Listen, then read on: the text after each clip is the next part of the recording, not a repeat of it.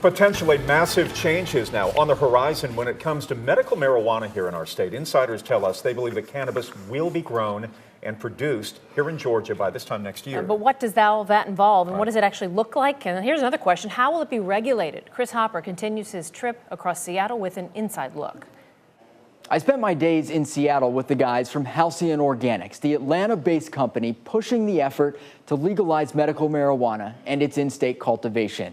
They took me inside the industry, gave me a first-hand look at some things we would see in Georgia, and certainly some things we would not see if the laws change in 2016. Daniel Macris and his business partner Joe Salome are on the front lines, fighting for medical marijuana to be expanded here in Georgia. We're not too late. We can still capture this market and run the Southeast industry and bring all of these economic benefits into the state while still helping the patients and the people of Georgia. Macris and Salome took 11 Alive on a behind-the-scenes tour of the medical marijuana industry in Washington state, where it's been legal since 1998.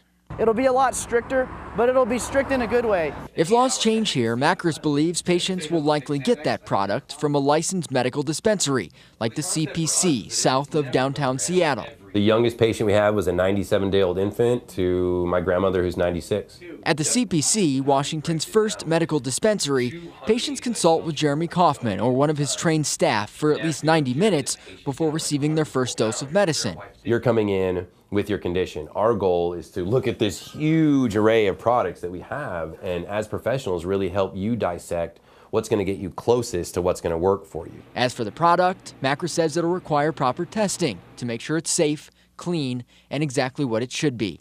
That's what lab tech Dan Polking does on a daily basis at 360 Analytics in Seattle. Help our customers produce safe products with accurate information about them. Using standard lab equipment and software, medical products are tested before making it to the patient. My goal is to help people that need access to cannabis get safe and legal access to clean, high-quality, safe, lab-tested product. What Macris says you won't see? Small independent grow operations and labs open for viewing without proper equipment. To come and look at a grow, you have to put on coveralls and shoe covers so you don't bring mold spores or spider mites. Certain types of products. I don't think we'll be seeing smoking. I don't expect to see flowers. I expect to see all edibles and possibly topicals. Manufacturers providing directly to the patient. Allow the state to have more oversight and one point of accountability per cultivator or per manufacturer. It's hard to predict what the future of medical marijuana will look like in Georgia this time next year. What's for sure is people close to the issue believe changes are coming.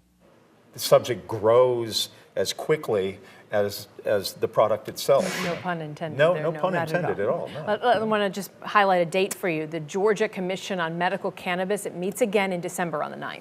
All right, they are tasked with trying to provide Governor Deal with a recommendation on how to grow and distribute medical cannabis in Georgia by the end of the year. Also today,